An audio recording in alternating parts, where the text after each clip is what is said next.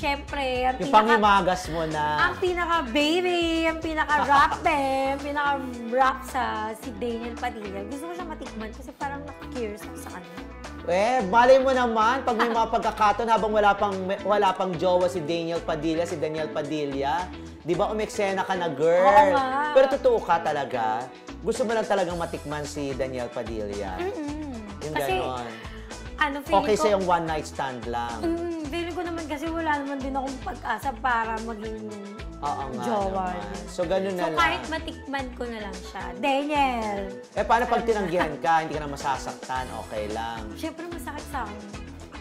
Kasi crush ko siya. Pero at least sinubukan mo, di ba? Oo. Paano kung At kamukha? least we try. Paano kung kamukha lang ni Daniel Padilla? With. With or go? With. Depende. Depende. Basta si Daniel Padilla. Oo. Yun.